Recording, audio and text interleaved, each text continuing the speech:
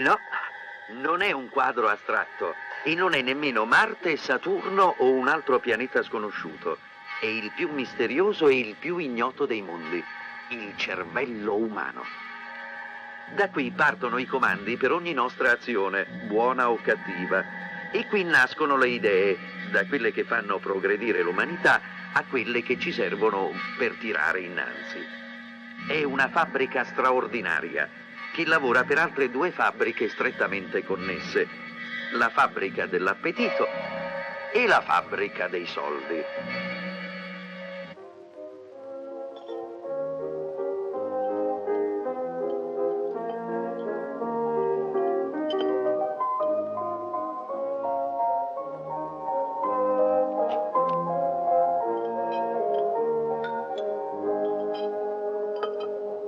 Il caffè orientale è un caffè come tanti altri, con i suoi clienti fissi, scrittori a caccia di idee nuove su libri vecchi, madri dediti all'allattamento artificiale, sposi vittime della noia di un lungo matrimonio, innamorati ansiosi di fare la stessa fine e, come no, anche tipi di cospiratori con i loro misteriosi maneggi. Credevo già di avere perduto la giornata e stavo per invitare al cinema una bellona rimasta senza pollo, anche lei. Ma ecco come sono le cose. Fu proprio quella ragazza a farmi scoprire il tipo che andavo cercando da tanto. Sembrava che mi stesse aspettando. Era un campagnolo, con l'aria di chi si crede furbo ed è convinto che nessuno riesca a fargliela. Diffidente, diffidentissimo e pieno di denaro, di un sacco di denaro. Questo sì che era il tipo ideale. Guardatelo bene. Apparteneva a quella classe di persone che non si fanno buggerare, ma che sono pronte a metterti il denaro in tasca, se te le sai lavorare come si deve. Non indugiai e corsi ad avvertire gli amici che già conoscevano le parti da recitare. Pronto? Manolo? Ora l'avverto. Manolo, è Giuliano. Che c'è? Che Giuliano ha trovato il pollo! Magnifico, sali! Smettete la partita. Tu, Gino, prepara le bolle di sapone e una di voi faccia la monaca. Portami un caffè latte a tavolo.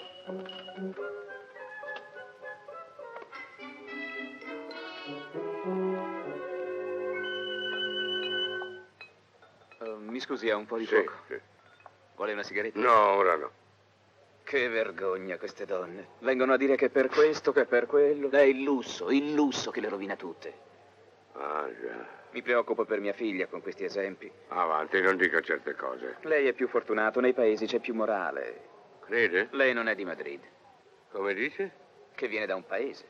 E lì è un'altra vita. Guardi che maniera di... Ah, ecco, lei è venuto in città per divertirsi, eh? Gli rappresento. No. Ehi, animale! Guarda dove vai con quel bidone, scemo!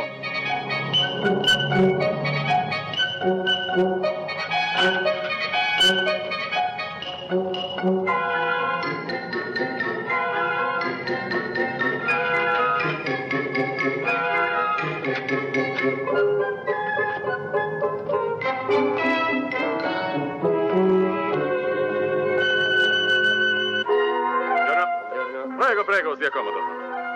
Buone. Cavaliere! Garzone, sigarette. Buongiorno. Buongiorno, don Ilario. Caffè e un bicchierino di stock. Ah, e un po' di patatine, eh?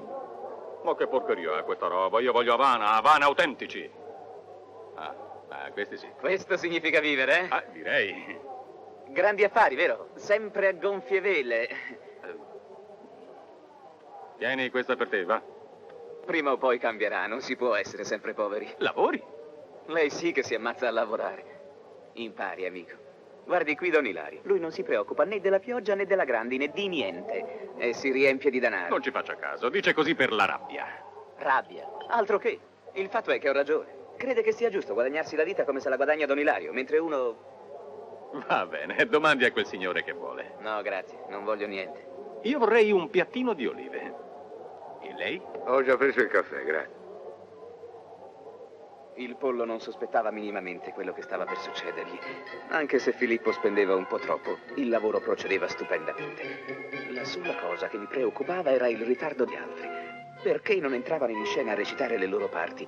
Quello scemo, con la sua smania di partecipare al colpo, stava per rovinare tutto. Ah, finalmente arrivava la Giulia. Meno male.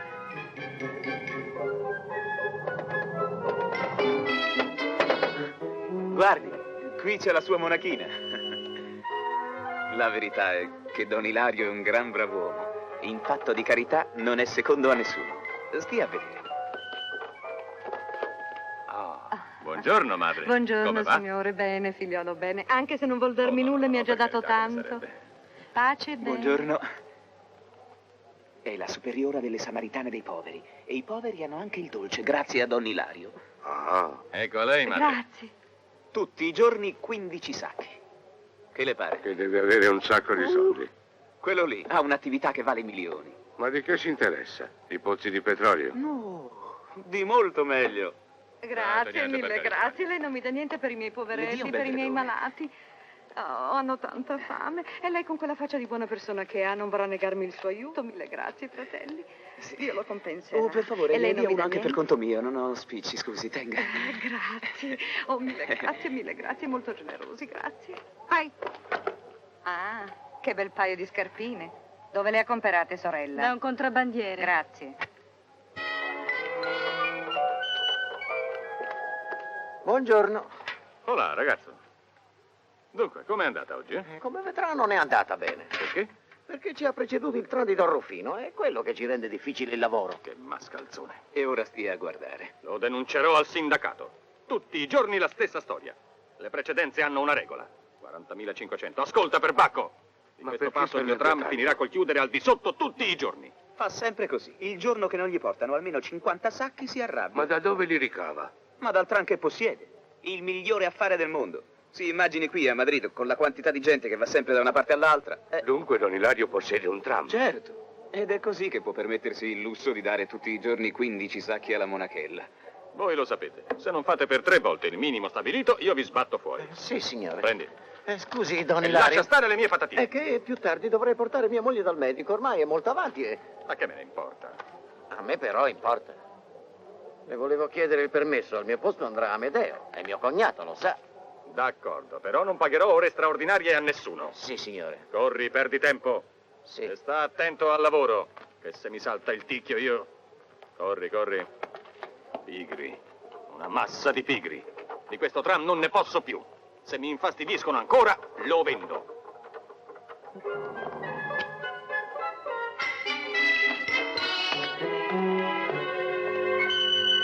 Ci ricava più di 40.000 al giorno. Certo, e tutti i giorni. La domenica con la partita, anche di più. E con tutto questo si vorrebbe disfare del tram. No, questo non lo credo. Chiacchiere. Ne ho già parlato a mio cognato che l'avrebbe voluto comprare, ma non hanno concluso. Che spese ci sono? Spese. La carta dei biglietti.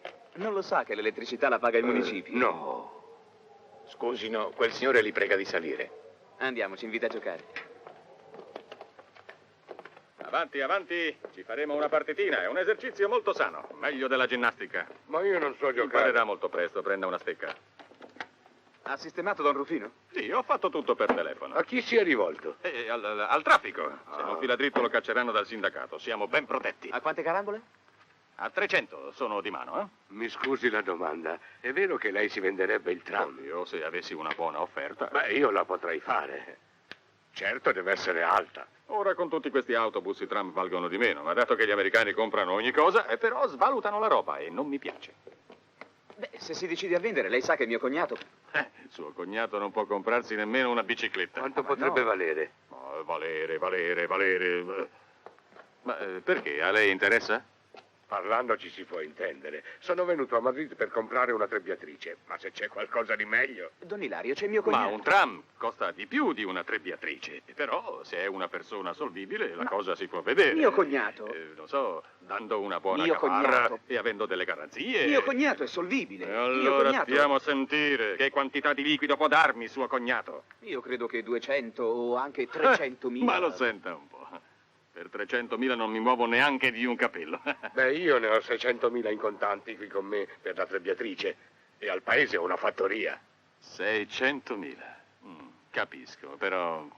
Posso tornare di corsa al paese e prendere tutto quello che ho in banca? Non so. Se non mi si mettono in mano almeno 2 milioni in contanti, dato che devo entrare in un grosso affare di autobus, il liquido mi verrebbe a proposito, ma subito. Cambiali, firme, marche da bollo. Mi ascolti, se ci mettiamo d'accordo su questa cifra, affare fatto. Io le do i 2 milioni per domattina. Bene, ma non comprerà senza sapere quello che compra. Io potrei anche essere un truffatore. Oh, ma che sta dicendo? La partita. Ma che Bisogna partita? finire la partita. Andiamo a vedere subito il Io tram. sono stato proprio uno scemo a confidarmi con uno sconosciuto. Ma lo lasci in pace.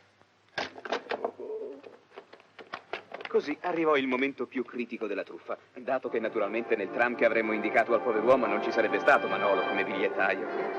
Lo dovemmo bloccare perché non saltasse sul primo tram che passava. Filippo, che era un genio, approfittava di tutto per dargli l'impressione che fosse il padrone di un tram.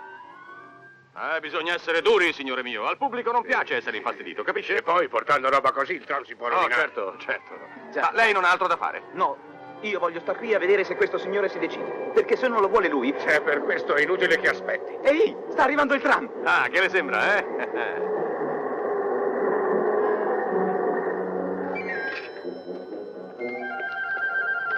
Salga.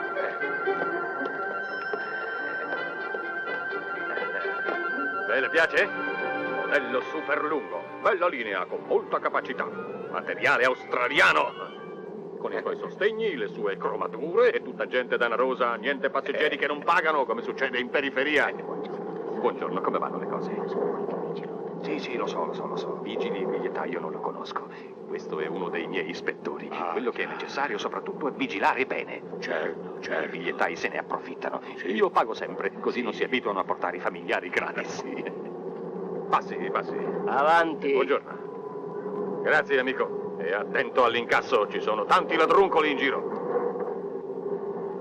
Signore, che ne dice? Permette? Sta portando via un affare d'oro. Mi scusi, Beh, che le sembra? Lei fa gli affari molto vabbè. bene. Spero di concludere. Oh, non si preoccupi, la prego. L'importante è che si renda conto di quello che compra. Il prezzo è quello. Ma non qui sopra. Scendiamo e stiliamo il contratto, no? Ecco, quello è il campanello. Suoni. Ferma. Bravo, ha suonato bene. Passi. Va bene? Sì, vedo. L'ho potuto constatare, è una Tutto vettura bene. perfetta. Giù!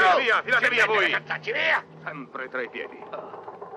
Ma guardi, che linea, che agilità, che bel colore. Quasi mi fa pena venderlo. Capisce, non c'entra niente con l'affare.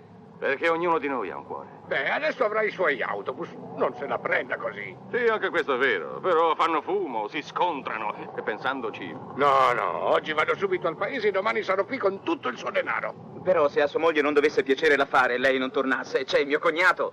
Oh, senta, lei non mi farà mica una bidonata, vero? Perché per me la parola è sacra. Sono un uomo d'onore. Sì, lo so, però... non so.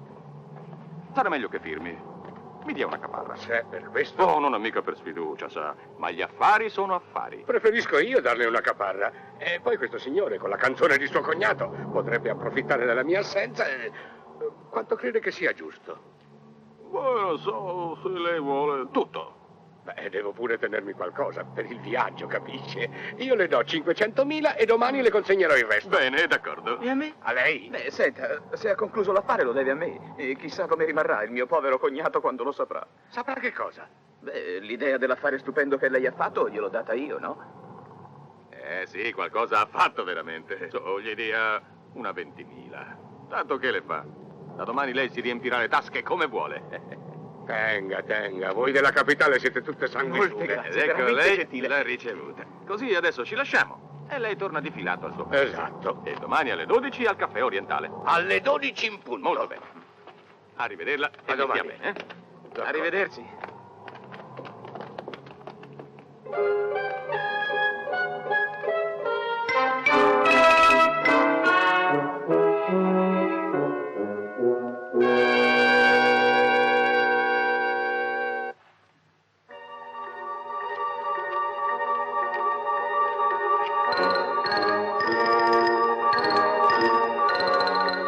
Il giorno dopo, benché dovessimo stare in guardia dalla polizia, ci mettemmo a spiare quello che succedeva nel luogo dell'appuntamento. L'uomo con le bolle di sapone faceva da staffetta, andando e tornando con le informazioni. Avvicinati. Che succede? Il tizio che con lui non è della polizia. Non l'ho mai visto né qui né a Barcellona. E non è truccato, è un tipo inoffensivo. E non c'è gente sospetta nei dintorni? Nessuno. Io non credo che ci prepari qualche brutta sorpresa. Già, e io vado a finire al fresco. Bolle. Non ci andrà nessuno. Bolle di Vieni, sapone. Muoviti prima tu. È sempre io il primo. In caso ci vedremo Bolle. tutti in carcere. Non Dammi la preoccuparti. cicca. Andiamo. Non mi va Vieni, non tanto. aver paura. Avanti, salta fuori. Hai bevuto in civile. Ma no, è un uomo che tratta molti affari e può ritardare. Tu fidati di lui e vedrai. Si burleranno del nostro paese e di te. Avvisa la polizia. Ma non ti ho detto che è un signore molto religioso. Ogni giorno dà un sacco di soldi a una monachella. Guarda, ecco il bigliettaio. Senta. Dice a me. Sì, lei, venga a sedersi qui. È venuto per consegnare l'incasso di oggi a Don Ilario, vero? Sì, però. E lo vedi che ti dicevo, si secca. Cameriere, venga, ordini quello che vuole, un caffè, quello che... Una birra grande così, ma aggiusterà lo stomaco. Anch'io sto aspettando Don Ilario, ho comprato il suo tram. Molto denaro oggi? Beh, A me lo può dire, adesso che sono il padrone. Oh, caramba, che spavento ho avuto. 50.600. Abbiamo messo il cartello dell'esaurito. Così sì che va bene. Sì, continui a pensare di chiamare la polizia? Spero che voi mi darete una mano. Io vi assicuro che mi comporterò meglio di Don Ilario. Di noi altri non si lagnerà. Certo che tenendo contento il personale si possono fare viaggi assai più redditizi. E farci includere tutte le domeniche nella linea dello stadio. Bravo, ecco Don Ilario. Mi scusi, non sono dovuto andare al municipio. Si secca. Beh, meglio che andiamo nel mio ufficio, per di qua. Avanti, vengano. Questo è il mio ufficiolo. Evito di pagare l'affitto a quei ladri del centro. Qui si sta comodi, c'è una buona luce, si può prendere qualcosa. Sedetevi, prego. Questo amico ha voluto accompagnarmi. Credeva che lei mi avesse preso in giro. Io sono un uomo serio. Quanto porti? 50.600. Lo vede? Dia qui. Un momento, un momento. Non abbiamo ancora firmato. Domani toccherà a lei. Per me firmiamo anche adesso. Ecco qui il denaro. Ah, bene, questo qui è il documento di proprietà e questi sono i biglietti. Io ho già firmato, ora manca soltanto la sua firma. Firmi chiaro e completo. Salve. Salve. Beh, che c'è? Vedo per l'imposta. Che imposta? C'è un'imposta? E quant'è? Beh, 6.500 netti. 6.500. Scusi, paghi lei l'esattore? Eh. Sa, è l'imposta. E poiché abbiamo già firmato, è a suo carico. E da ora il tram è mio. Del tutto. E ora, guardi, voglio spiegarle una cosa. Questo qui è il bigliettaio di fiducia. Le consegnerà il denaro tutti i giorni e le insegnerà la manutenzione del veicolo, come si chiude, come si pulisce il trolley e... Questo è quello che voleva sapere. tu, andiamo. Gli sarebbe piaciuto,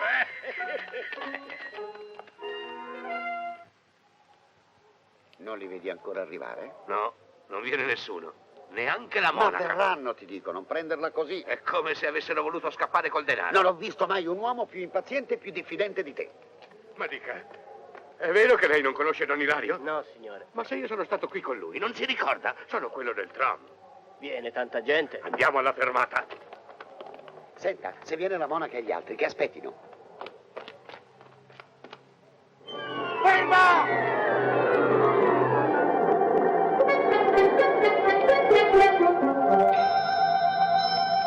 Mi dica, perché non mi ha portato il denaro? Che? Il denaro, il mio denaro, perché non me l'hanno portato? Ma Che denaro, signore? Quando mi arrabbio, divento feroce! Aiuto che aggrediscono, guardie! Questo no. Questo nemmeno. Questo è lui. Da qui, fammi vedere chi è. È questo? Sì, è quello che ha un cognato che ha molto denaro. Sì, è proprio lui. Ah, lo supponevo. Lo supponevo, soltanto a Giuliano La Biscia poteva venire in mente una cosa simile. Andate a cercarlo. Qui è il cappello, è il basco. Tutto quel denaro che mi hanno truffato me l'ha costato sangue. Un tram. Ma che roba. Guarda quel Giuliano. Che starà vendendo adesso?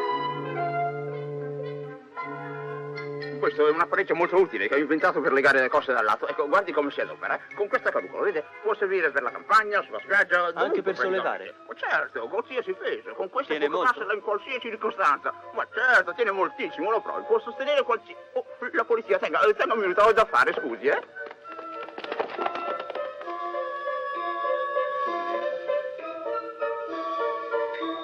Beh, ora sa perché sto qui. Ci sono altri che hanno cose interessanti da raccontare. Non le piacerebbe sapere chi ha fatto quello? Quel grassone là? Non era mica male la truffa che inventò. Se la faccia raccontare da lui. Non sa chi è? Glielo presento, Ehi, Callisto! Callisto!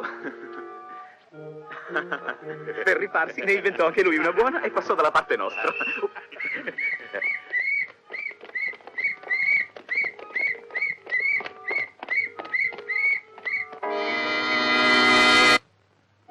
Per la fabbrica dei soldi non lavora solo il cervello, ma anche il cuore. Cuore per dire amore, e quando si dice amore si dice Parigi.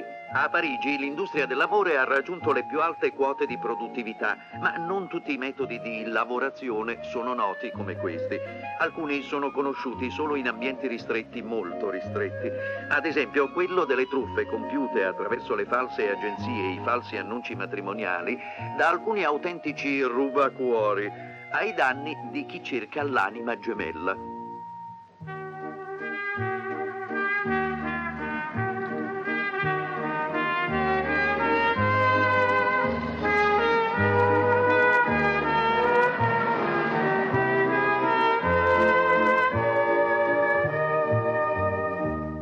Forza, Leo, sveglia. Sai che la padrona non tarda mai più di 5 minuti quando deve venire a riscuotere l'affitto.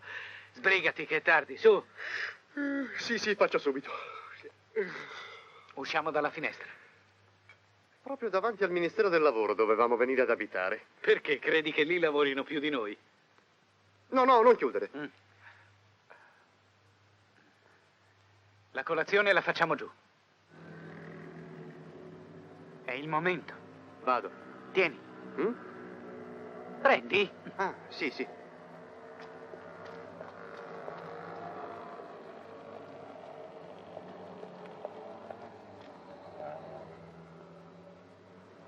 La desiderano al telefono. Sì, vengo, grazie.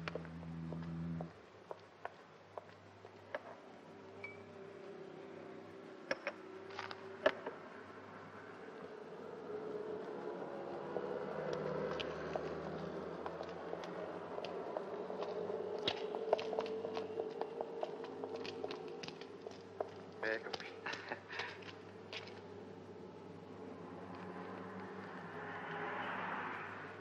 Il pane non è fresco. Te l'ho detto che qui sono dei ladri. Già. Leggi, qui c'è una miniera. Ereditiera, priva conoscenze, sposerebbe facoltoso, bella presenza. Hotel Ritz. Mi faccio prestare un abito e ci vado.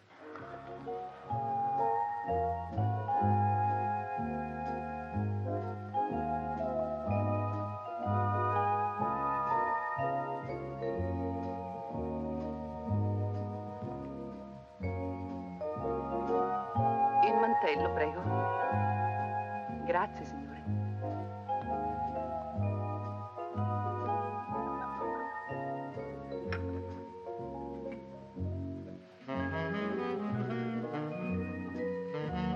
Champagne piccolo.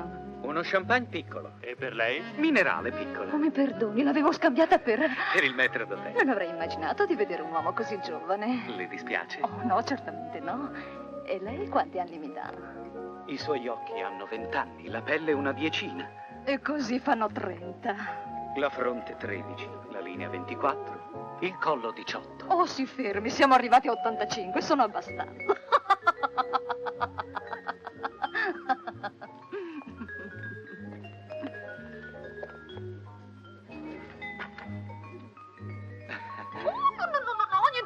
mi deprime. Tieni Mussi a questa denira tu. E i suoi possedimenti si trovano in Francia. No, all'estero. Adoro i viaggi, mi porterà. All'estero? Oh, sicuro. Oh, lei è un tesoro. Posso accompagnarla da una mia zia che ama ricevere nei suoi salotti? Adoro i salotti di famiglia. Oh. Cameriere, il conto. Grazie. Oh, che bestia, mi sono cambiato così alla svelta che ho dimenticato. Il portafoglio? Oh, non ha importanza. Vi lascio questo impegno, vale una fortuna. Giovanotto, lei è un possidente come io sono un'ereditiera, ma questo non significa che non ci si possa intendere.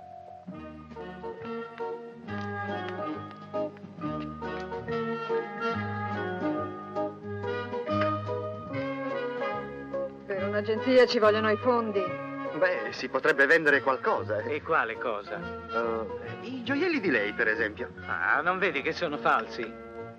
Io sono rimasto in pigiama, non ho altro. Io ho un'idea. Voi sapete truccarvi? Beh, sì. Un'agenzia matrimoniale si può fare anche in 3. Gli sposi che presenteremo alle clienti sarete sempre voi.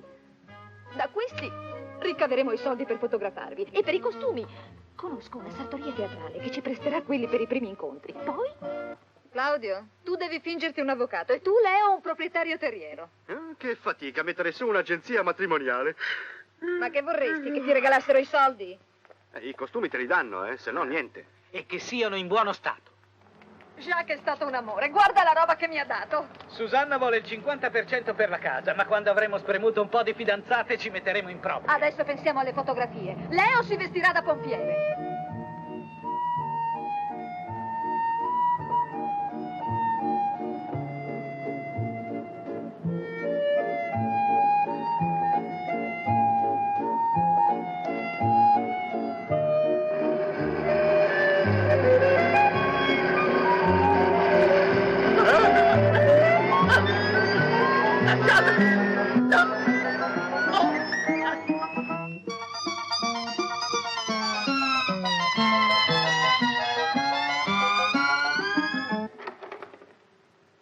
I lunghi singhiozzi dei violini d'autunno Cadono sul cuore con languore monotono. Grazie. Era la parola d'ordine dello sbarco in Normandia. Vuol dire che vuol passare subito all'attacco. Prego. Martini dry, Coca-Cola, whisky Park Lane? Whisky. Con ghiaccio? Con ghiaccio. Lei è in affari? Relazioni pubbliche, solo grosse ditte naturalmente.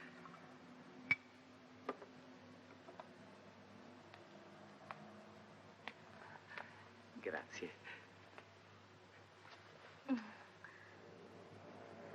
Relax, caro. Relax.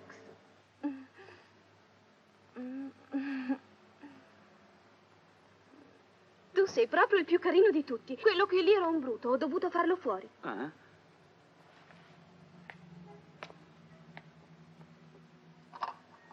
Te lo regalo. Ma è d'oro. Era suo. Suo di chi? Te l'ho detto, di quello che ho dovuto far fuori. Piccola cara, così giovane e così piena di fantasia. Hai una macchina col portabagagli? Anzi, con due, uno davanti e uno di dietro. Smettila di prendermi in giro, è una cosa seria, non hai ancora capito. Ma sì, bambola, c'è un cadavere nell'armadio e tu vuoi che io te ne liberi, è facilissimo. Credi? Non avrei dovuto mettere l'annuncio sul giornale. Arrivano certi tipi. Quello lì voleva saltarmi addosso. Lo farei anch'io. Allora lo vuoi fare o non lo vuoi fare? Certo che lo voglio. Dico di aiutarmi a farlo sparire. Il cadavere, sì. Facciamo tutti e tre un weekend, così lasciamo il bruto in un angolo sulla costa. La Costa Azzurra? Ah, che meraviglia! Sei un tipo in gamba. Sei più dritto di James Bond. E ci potremmo sposare laggiù. E ho un'altra idea, lo faremo risuscitare così ci farà da testimone. Sei terribile. Ma com'è la vita? Se fossi arrivato 2 ore prima. Pazienza. Vado a prepararmi. Tiralo fuori mentre mi vesto.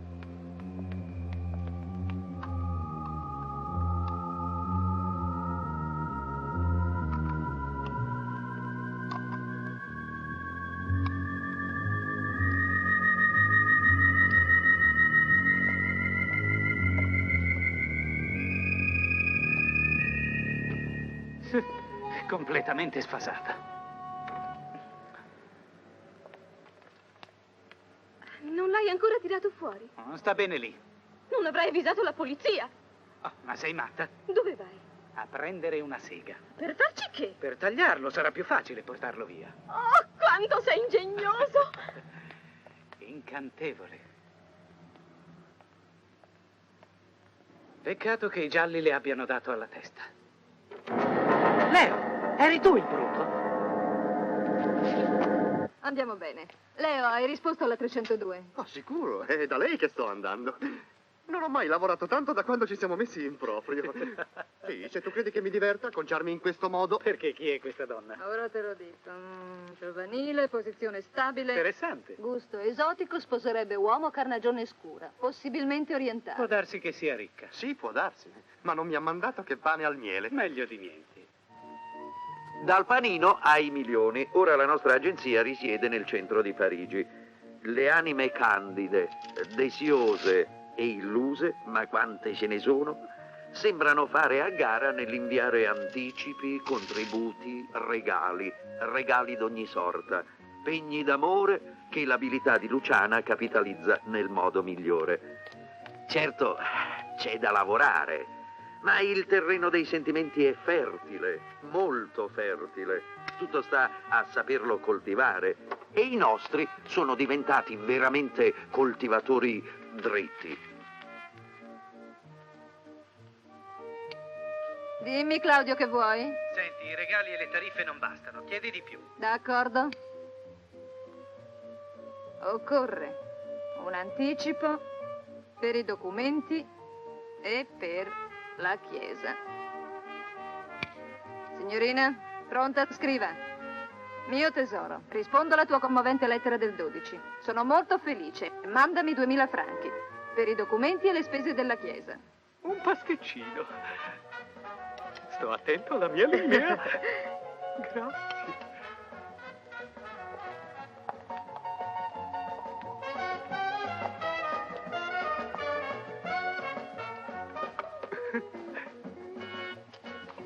Mio piccolo efebo greco. Lo sai, ho detto, il mio cuore è tutto tuo, ma purtroppo nient'altro. Ho quell'imperfezione. Pare sia un fatto congenito. No, Alfonsino caro, quell'operazione di cui mi parlavi nelle tue lettere, non c'è speranza. La speranza ci sarebbe, ma costa un occhio della testa. Oh, ma provvederò io. Così diventerai un uomo. Tutto per me. Finalmente. Se vuoi.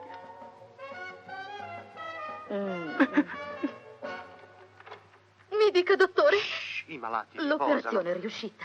Oh, al di là di ogni speranza. Ho detto, sono un uomo, ma c'è da pagare ancora 1 milione. Non importa. Ah, ragazzi, sono morto. 12 appuntamenti e 12 trucchi. Ma domani mattina, tela a Monte Carlo. Un altro appuntamento? No, voglio vedere se ho fortuna anche al gioco. Sarò qui per lunedì. Prima va a trovare la 703. La 703? Ah, sì, la 703. E chi sarebbe? 701, 2, 3, ecco. Molto elegante e tu sei un industriale. Bah. È la piccola che ti ha mandato la radiola. Ah, sì, e quella lì si può vedere. Ma quanto compiango i Playboys. Attento a non cadere in trappola. Io? Sposarmi? Ah, il lavoro è lavoro e basta. Sai quanto abbiamo incassato oggi? Più di 300.000. È poco. Ieri erano 400. Lo sai, Leo, che io non ho mai incontrato un uomo più sensibile, più dolce di te. Oh. Sì, è tanto umano. Tua zia non ha più risposto alla tua lettera? Mia zia. Oh, mia zia. Sai, è tanto occupata con le sue industrie. Ma come, da 2 mesi? Oh, tu non mi ami più, ne sono sicura, adesso non mi ami. Ricominciamo. No, Lucilla. No, Lucilla, no. Ah, no, Lucilla. No, così ti farei male, Ma basta. In ogni lettera mi prometti di sposarmi. Mi sono rovinata a farti dei regali e poi niente. Oh, ma no, Lucilla, credimi, devi lasciarmi. Non sono fatto per il matrimonio. No, Lucilla, no! Non ti buttare! No, ascoltami, ragiona. Finirai col cadere. Non è prudente. No, Lucilla, no! Riparliamone domani, vuoi? No, Lucilla, no! Lucilla! No! Non ti buttare, senti, farò tutto quello che vorrai, ma non ti buttare. No! Non ti buttare! Allora scegli tu, o mi sposi o mi annego! Beh, se è così...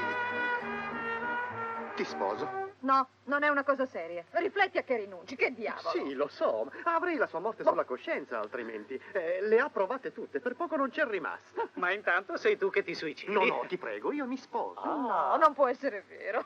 Almeno le avrai prese le informazioni? Sì, la sua posizione è ottima, il padre è un deputato, maneggia affari enormi.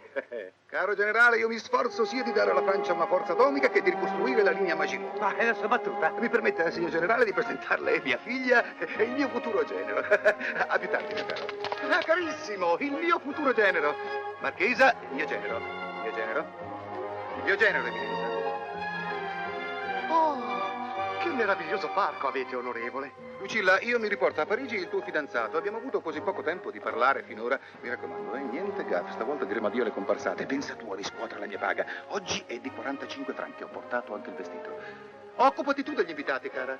Avete finito da buffarvi? Oh, ma che è matto È quello? geloso, sognava di sposare mia figlia. Vabbè. Beh, allora andiamo, sì? Un istante, prego. Aspettiamoci, la seduta alla camera comincia. Arrivederci, arrivederci. Salute a tutti, arrivederci. La pausa è finita, tutti nel parco, si gira. Il cardinale, la marchesa, il generale. Avanti, svelti, si gira, tutti nel parco. Si gira, si gira. Riprendete i vostri posti, tutti ai posti di prima. Svelti, pronti per girare. Sei sicuro che non sia una messa in Ma che scena? dici? Non ho mai visto un ricevimento simile. Quando sarà il gran giorno? Ah, fra 3 settimane, tutti in municipio. Incantevoli. Adorabili, davvero adorabili. E mi dica, cara signora, lei abita a Roubaix tutto l'anno? Ah sì, mia zia è molto veramente. occupata. Da quando i miei sono morti è lei che si interessa della fabbrica di Roubaix e io di quella di Turcoing. È così. Ma mentre loro saranno in viaggio di nozze in Grecia, spero che mi darà la gioia di venirsi a riposare nella mia tenuta a Turin, a meno che non preferisca di venire nelle mie terre in Provenza. Mi scusi un istante. Prego. Ha una faccia che ricorda qualcuno di... Ma che vai a pensare? E poi di... Per un deputato la gente non è poca. Non preoccuparti. Vecchia famiglia francese, gran proprietari. Ci credi? Ne sono sicura. Ad ogni modo ormai. Il signor sindaco. Caro sindaco, è dalla guerra che non ci vediamo. piacere. Che piacere. Prego, siediti, cara. Zieta, se tu vuoi, vero? Sì, piccolo mio. Di qua. D'accordo. Sì, caro. Così, accomoda. Anche tu. Grazie. Ecco.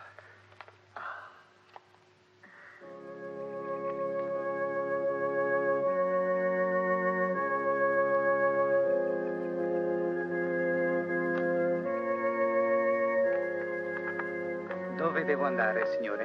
Una sorpresa. Figlio mio adorato, come sono commosso. È il più bel giorno della mia vita. Sì, e qual è la sorpresa? Un picnic. È originale come pranzo di nozze, no? Che te ne pare? Andiamo su, avanti. Ecco, prego, signora, sì.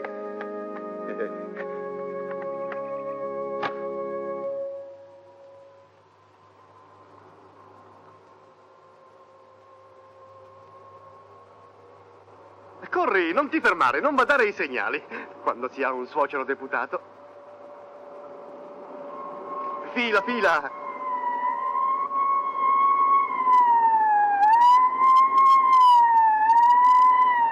Ma noi abbiamo anche una scorta.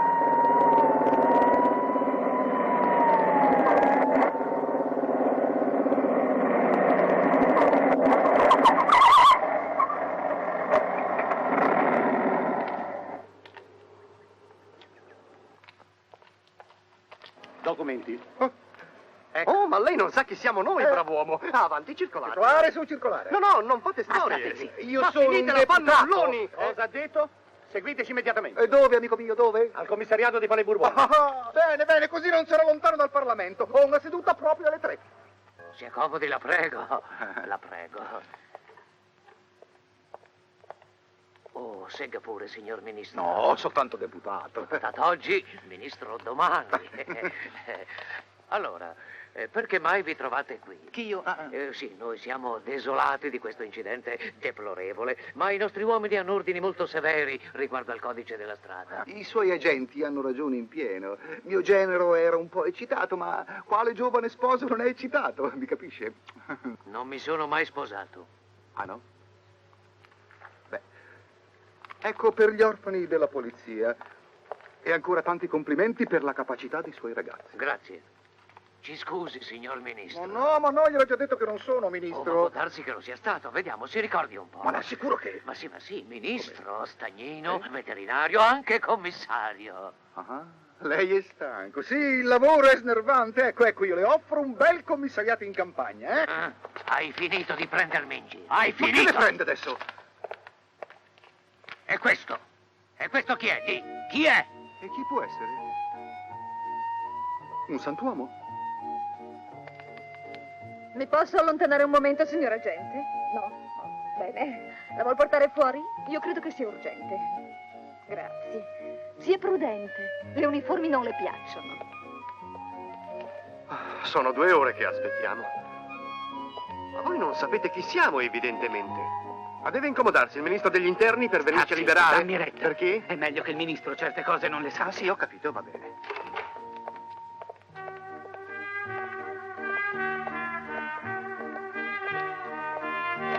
Signore! Sì, vengo. Le devo parlare, sia comodo. Sì. Vieni con me, Claudio, non mi sento bene. Si accomodino, prego. Quello che le devo comunicare non è purtroppo molto piacevole.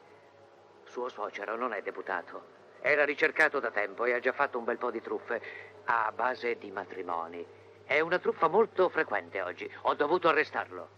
Per quanto riguarda sua figlia, voi siete sposati legalmente e non possiamo far niente per questo. A meno che lei non decida. No, sono troppo sconvolto per prendere una decisione Venga, adesso. signore, è meglio che torni a casa. Che colpo è stato per lui? Povero signore. Un colpo mortale. Proditorio. La capisco bene e rimango a sua completa disposizione. Disponga pure di me. Grazie, commissario. Finiamo, ragazzi. Albert! È quello dell'operazione, è un ladro! Tutte le donne sono mie perché sono il bandito molto amato. Tutte le donne sono mie perché sono il bandito molto amato. Tutte le donne sono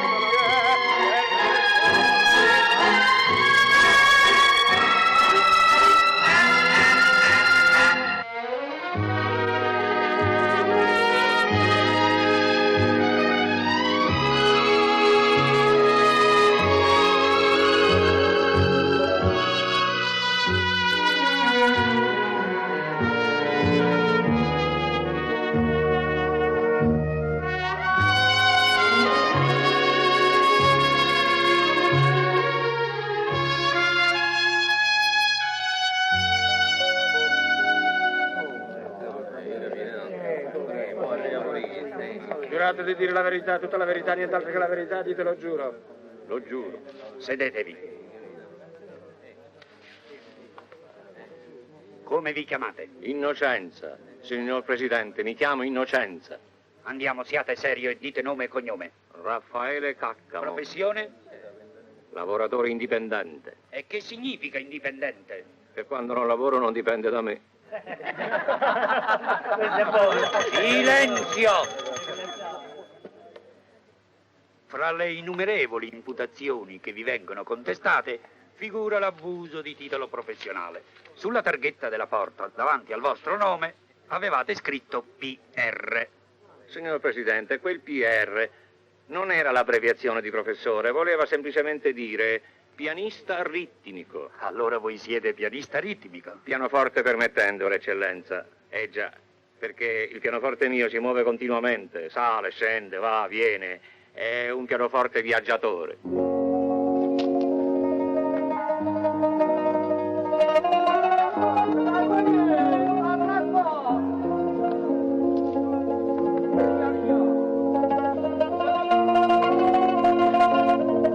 Sì, guarda, come se fosse una novità. 20 volte sono venuti. 20 volte da quando per disgrazia mia ci siamo sposati. E tutte le volte che uscivano i soldi dicevo io, ma possiamo stare sicuri? Ma come no?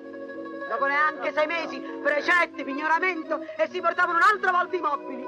Mai visto mobili più mobili di quelli di casa nostra? Mobilissimi!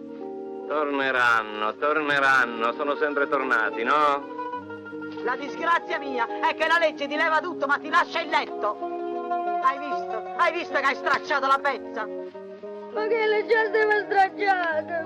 E invece questa ci dovevano levare dal primo giorno. Sì, perché questa è stata la disgrazia mia. Ce l'hanno lasciata. Ah! E qua stanno le conseguenze. 5 conseguenze da sfamare. Va buone, eh? E se non era per me che lavo e stiro 30 camicie al giorno, il vizio di mangiare ce lo potevamo pure levare. Io non posso perdere il tempo a preoccuparmi della famiglia. Io mi devo dedicare solo alle invenzioni. E le invenzioni ci faranno cambiare da così a così. Ma chi ha inventato? Le ricette false insieme a Pasquale Ceci.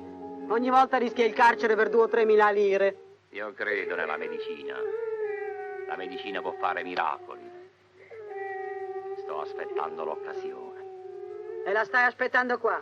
Te ne devi andare. Te ne devi andare. Non ti voglio più vedere davanti agli occhi miei.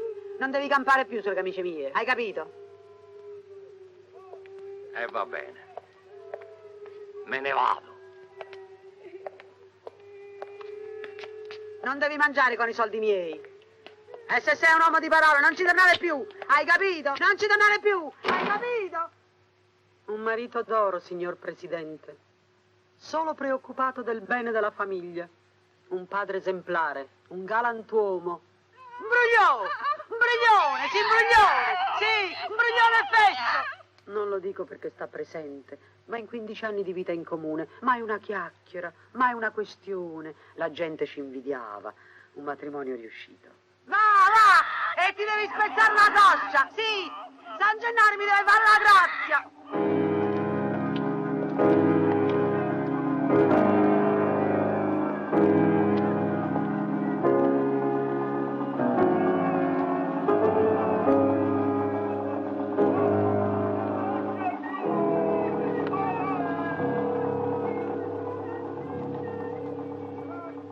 Giurate di dire la verità, tutta la verità, nient'altro che la verità, dite lo giuro.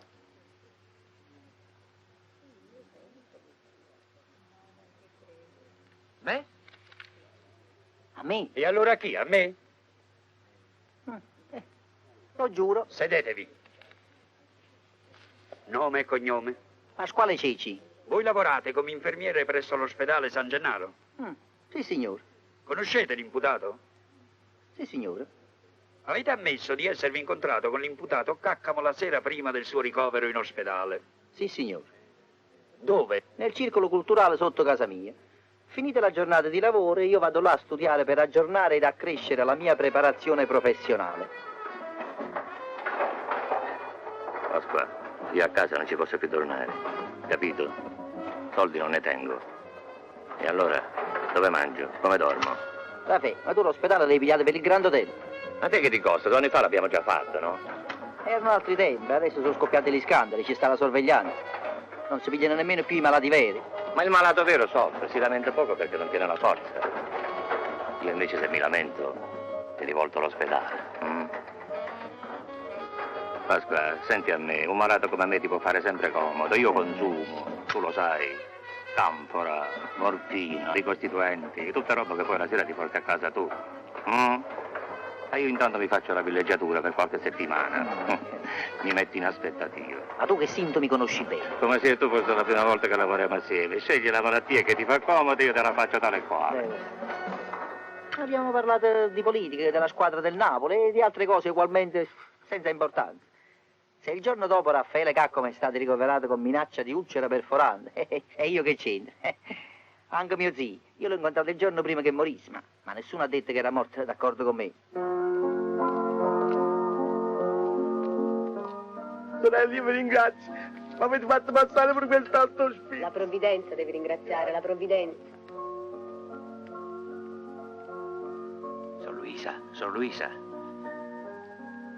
Sorella, scusate, non mi giudicate male, ma sapete, per noi poveri malati il mangiare è l'unica distrazione.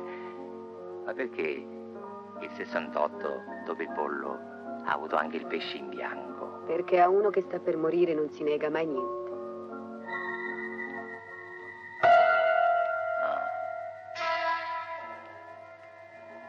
A uno che sta per morire non si nega mai niente.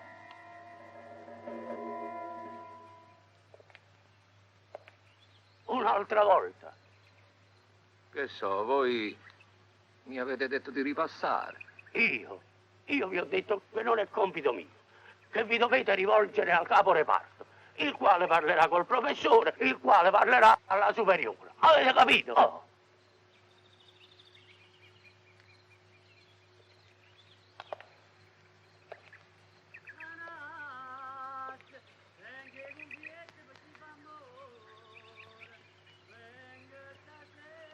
Il cardillo! Il cardillo!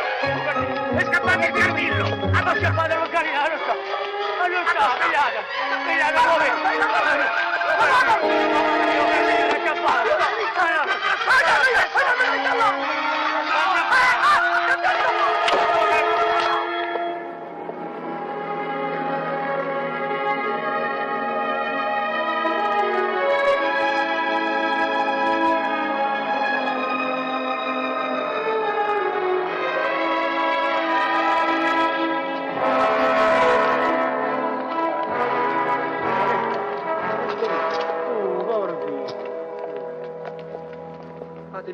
Cos'è Nino? Portiamolo nella sala. No, che salete? Pigli una sedia, lo facciamo sedere qua fuori che questo ha bisogno di aria. No, non ho bisogno d'aria. L'aria non mi è mai mancata. È il sostentamento che mi manca.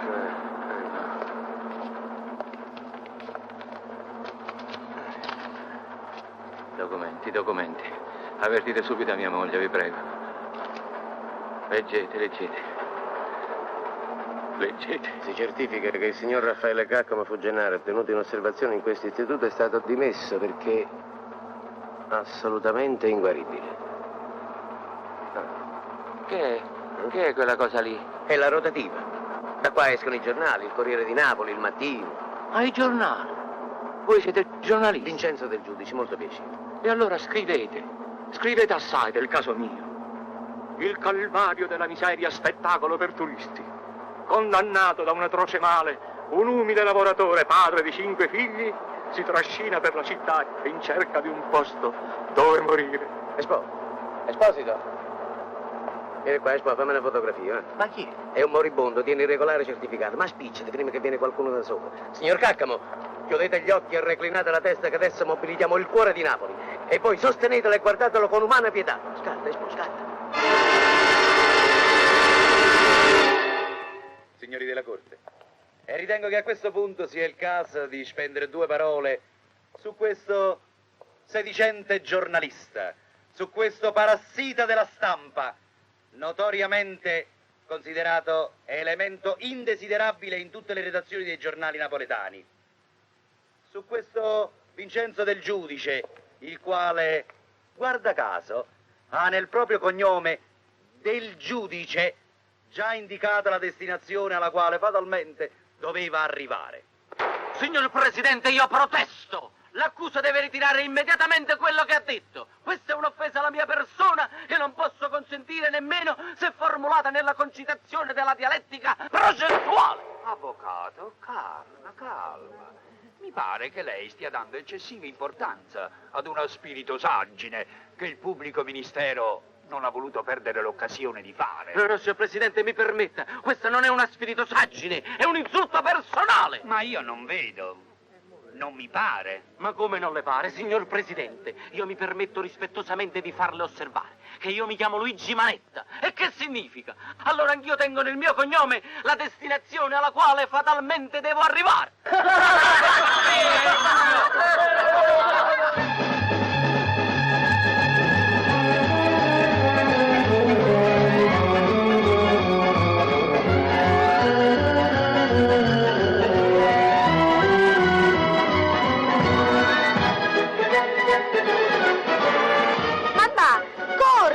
arrivato papà dentro una carrozzella. Ah, si vede che ha imbrogliato soldi a qualcuno. E adesso viene a fare il guapo qua sotto per farsi vedere.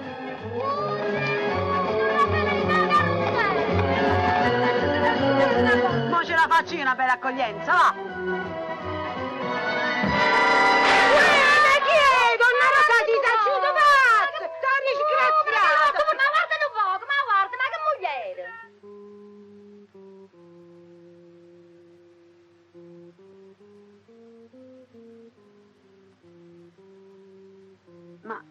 non capisco. Uno dice che tiene una malattia così importante e quelli ti danno in tutto 4 o 5 kg di pasta. Quello è un fatto simbolico, è un anticipo. La pasta a Napoli è il pronto soccorso, no? Ma quello che è importante è che domani mattina esce il fatto scritto su tutti i giornali. Rosaria, guarda che la gente è brava, la gente è caritatevole, ma deve essere informata, deve avere l'indirizzo della sofferenza. E domani mattina escono i giornali.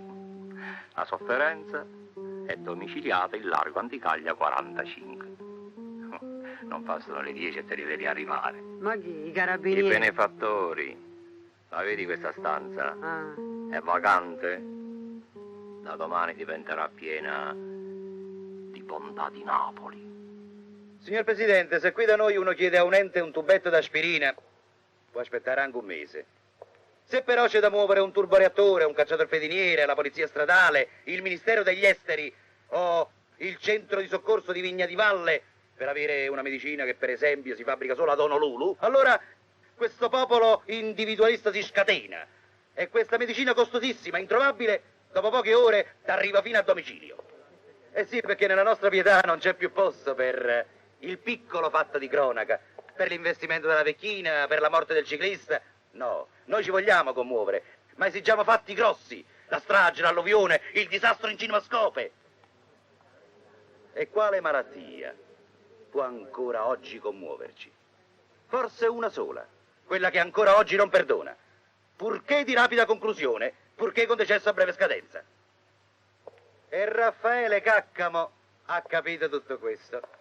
E un bel giorno ha preso la morte per mano e l'ha portata in giro con lui e ha detto: vedete, questa è la morte, mi è venuto a prendere, per me sono gli ultimi giorni, non mi negate niente. E chi gli ha negato niente?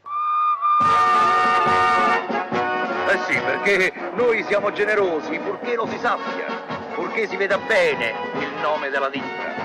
Noi comportiamo il dolore altrui con la camicia che non si stiga, con l'elettrodomestico, col panettone, con l'automobile.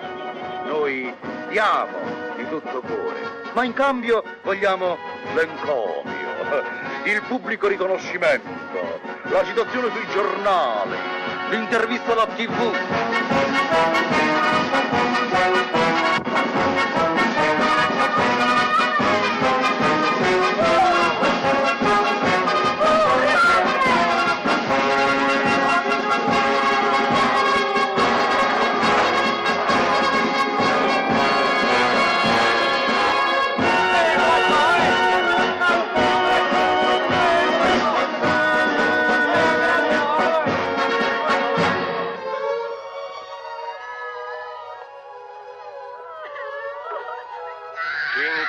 Marchesa mia, 5 chiodi di Gesù Cristo. E se alla maternità voi ci mettete solo a questi 2, gli altri come fanno?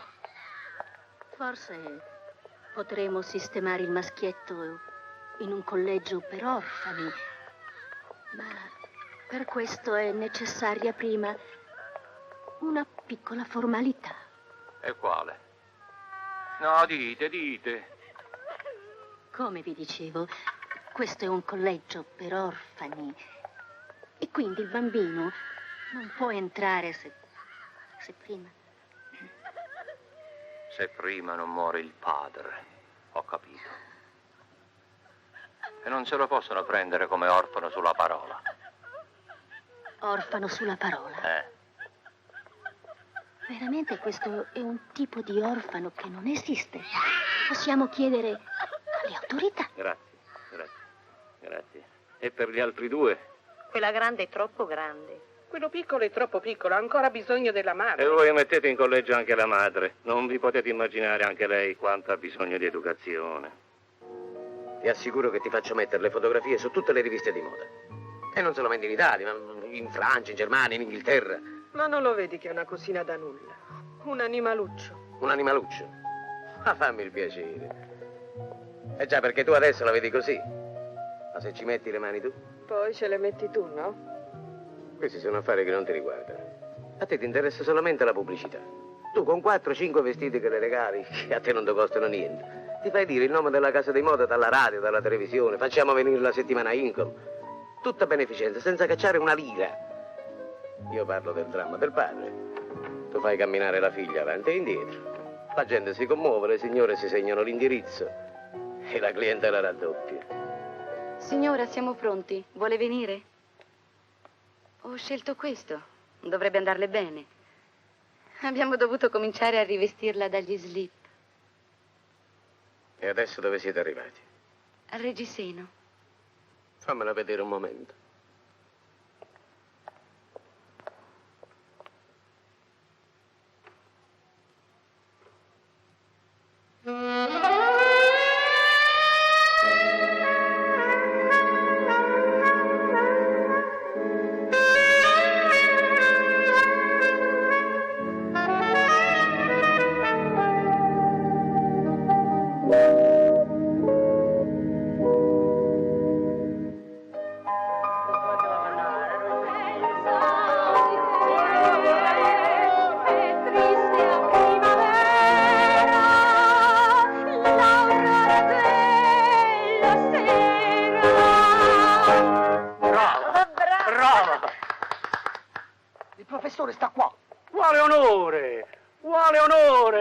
Benvenuto nella nostra vecchia e gloriosa casa musicale. Grazie, grazie. Vi presento a mia figlia Luciana. Piacere. E questo è il dottore del giudice. Piacere.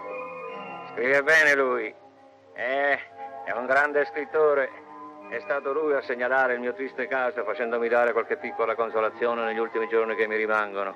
Bah, ma parliamo di cose allegre. Questa sarebbe la famosa stella celeste. È proprio lei, professore. Modestia a parte. La dovete sentire.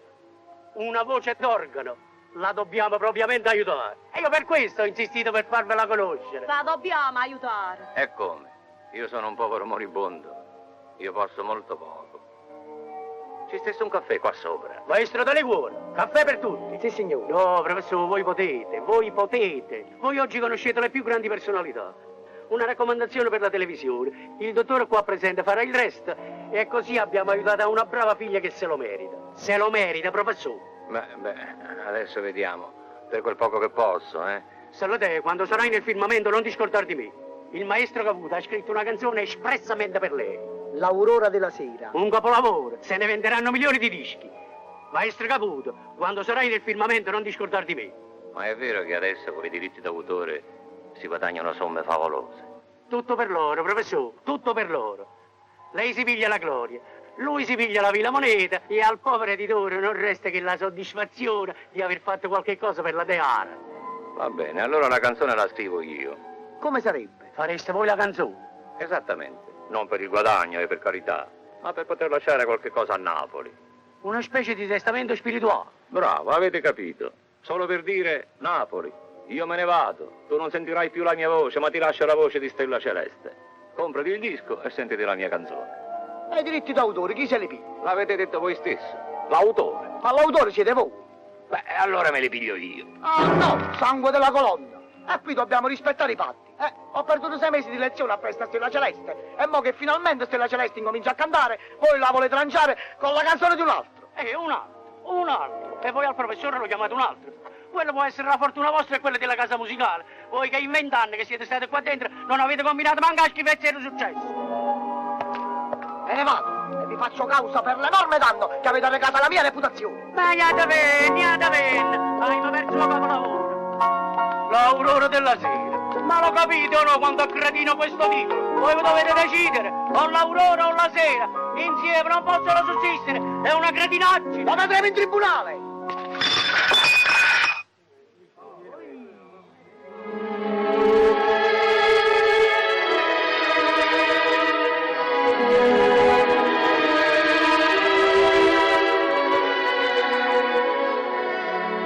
Giuri di dire la verità, tutta la verità, nient'altro che la verità. Dica lo giuro. Lo giuro. Si secca.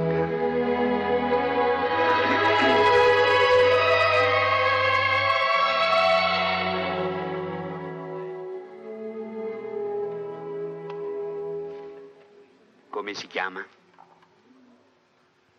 È una domanda formale che devo rivolgere anche se la testa è una famosa e squisita interprete come lei. Liana Feiro. Lei ha dichiarato in istruttoria di aver ricevuto la visita dell'imputato. Dove avvenne? Qui a Napoli, all'Hotel Excelsior.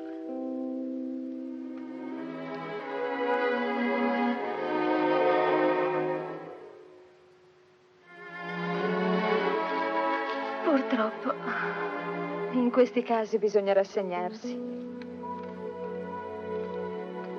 Ma che fate? Le posso firmare un assegno? No, io da voi non voglio denaro. E allora, che le posso dire? Le do tutta la mia solidarietà. No, da voi non voglio nemmeno la solidarietà. Allora, cosa vuole da me? La vostra bellezza. E cioè? Un'ora d'oblio. Ma non capisco. Voi capite.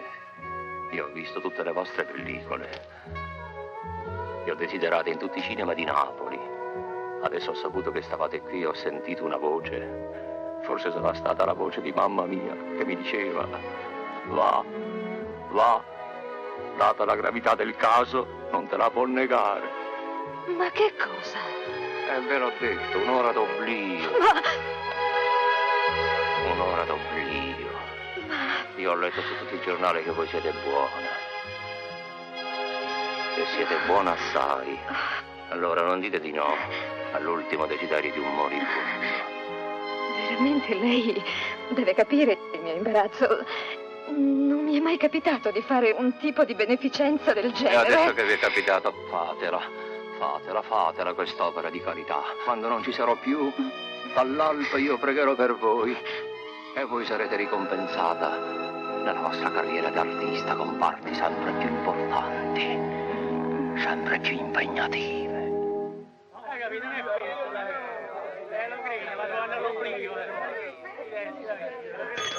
Silenzio! E allora lei come si è regolata? Insomma, ha aderito alla richiesta dell'imputato.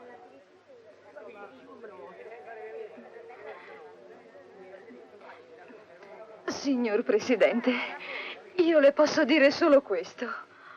Ho un cuore così.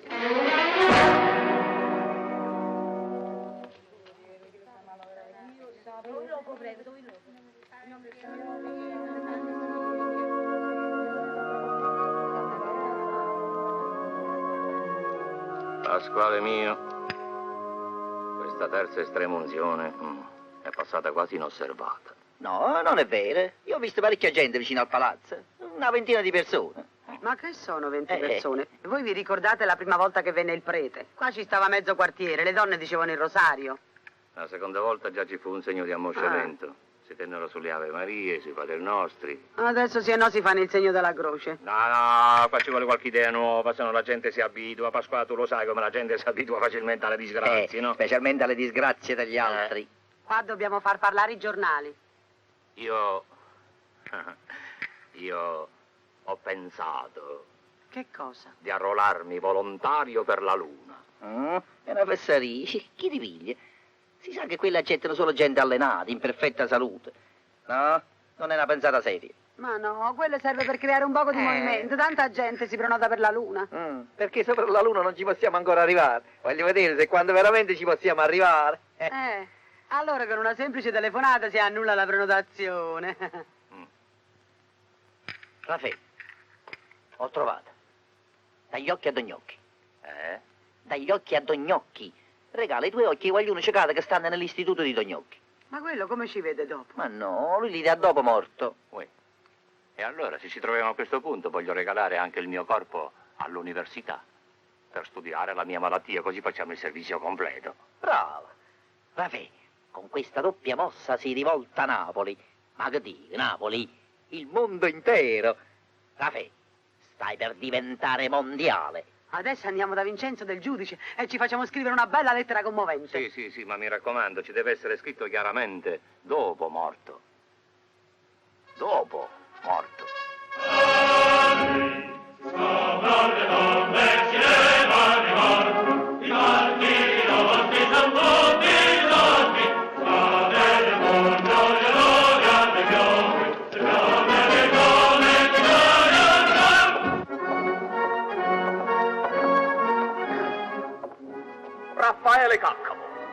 sei venuto a fare su questa terra? Te lo dico io. Sei venuto per soffrire, come tutti noi.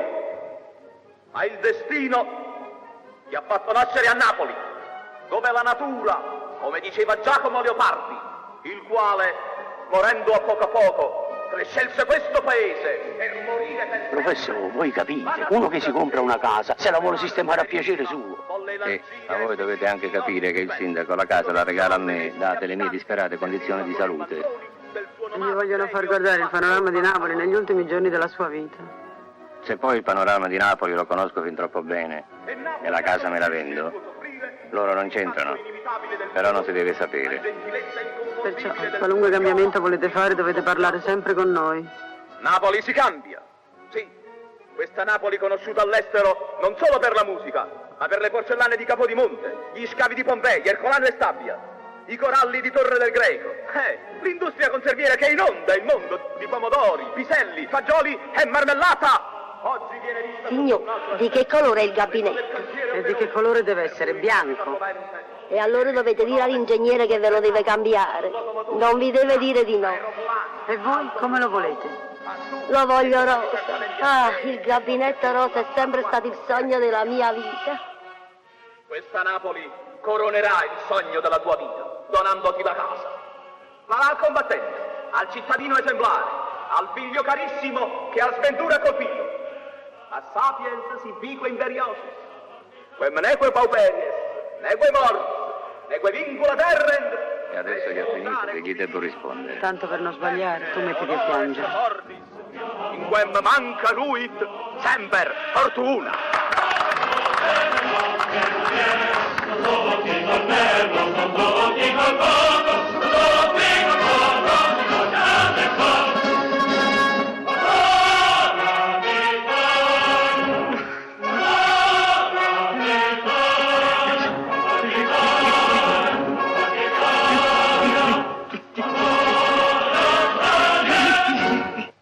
A completamento di questa sottile opera di trasformazione, dopo avervi fatto intravedere una vita di lusso, di notorietà, di facili guadagni, l'imputato del giudice vi ha sedotta. No. Come no? Se lo stesso del giudice ha ammesso in istruttoria di avervi usato violenza carnale, e voi dite che non vi ha sedotta? No, l'ho sedotto io a lui.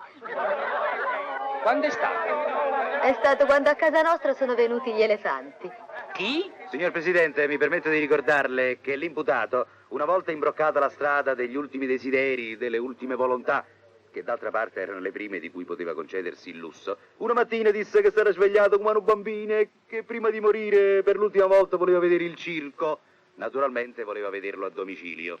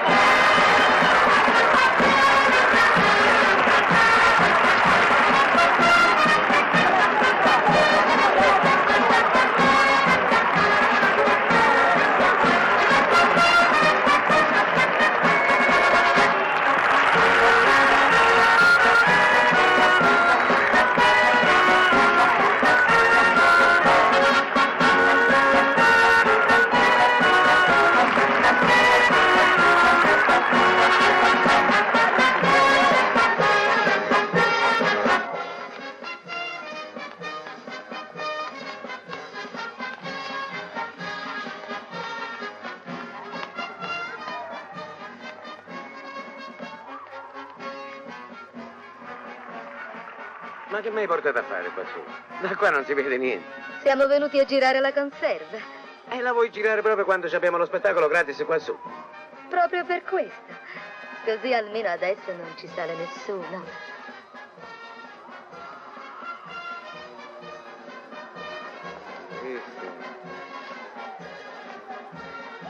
Ui, stati a posto tuo.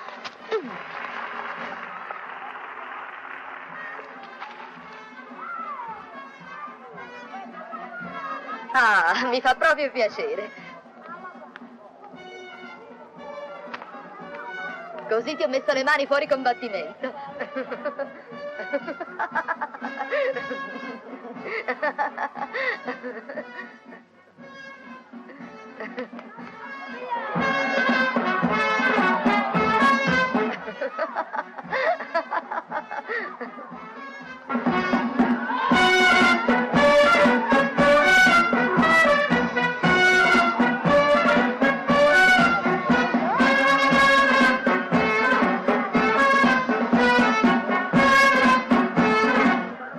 E adesso fatti dare un bacio, se no ti faccio il ragù.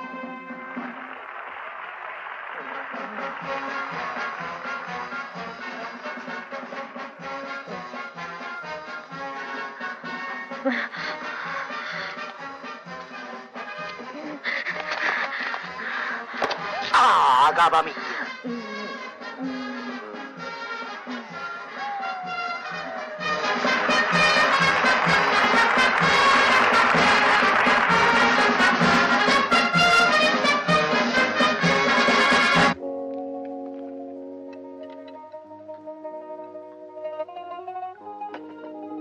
Evviva le salsicce! E state zitte che ti sentono a fianco.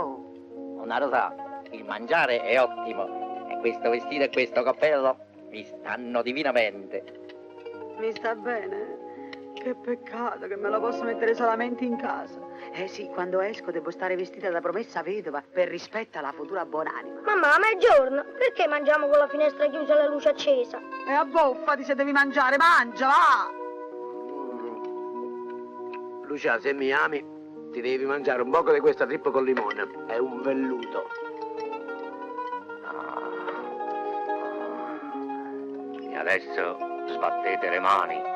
Giungono le loro maestà, i polipi veraci.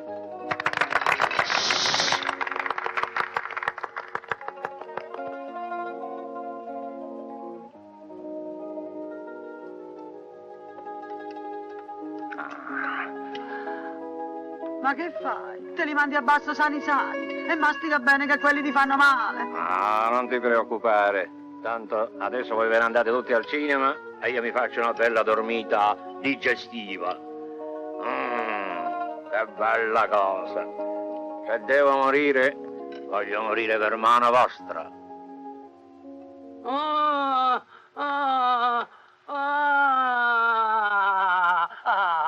Angelina, mi aiutami tu.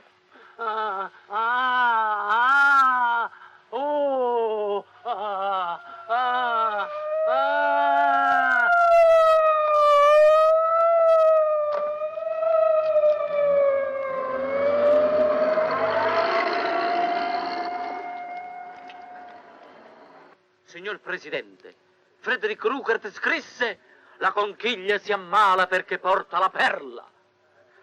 Tu ringrazia il cielo che ti nobilita col dolore. Avvocato, io apprezzo molto la vostra citazione letteraria, ma nel caso dell'imputato non si tratta di perle, si tratta di polipi affogati. Signor Presidente, e possiamo affermare senza tema di mancare di rispetto alla Corte che i polipi affogati hanno fatto trionfare la giustizia. C'è poco da ridere.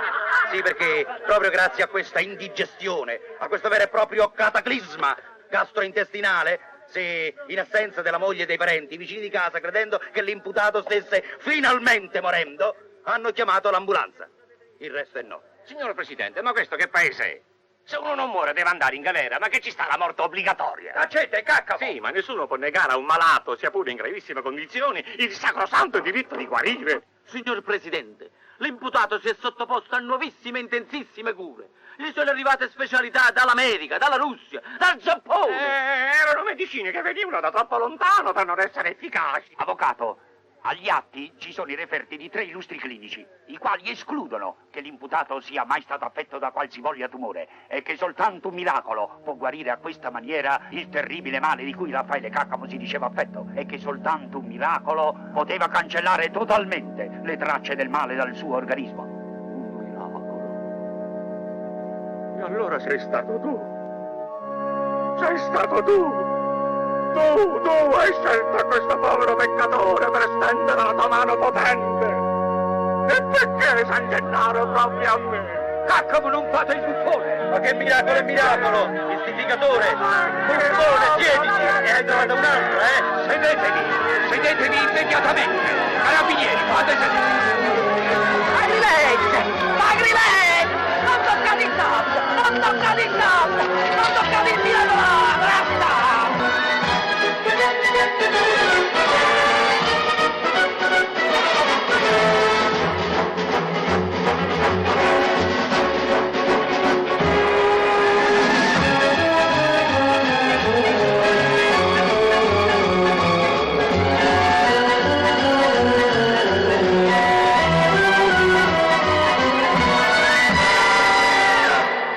Già fa,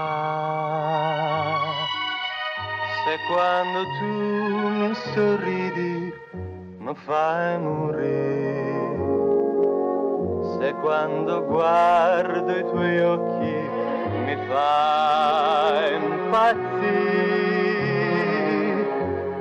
che già fa,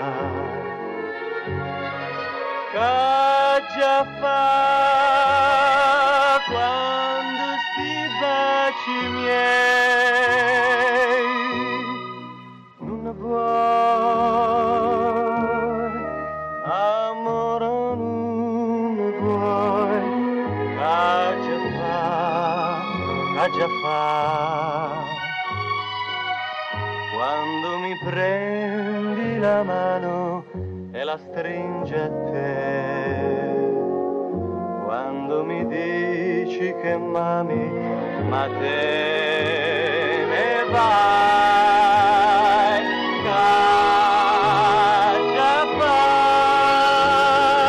caccia fa, quando mi fai a così, quando mi fai morire, dimmelo, caccia fa.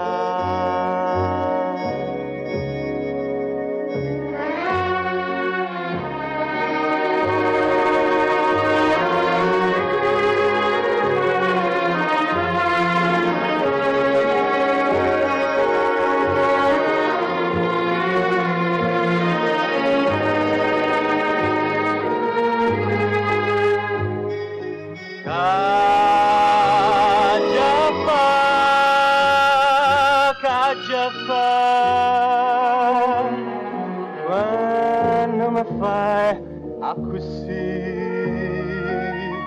quando mi fai morire, dimmelo che già fa.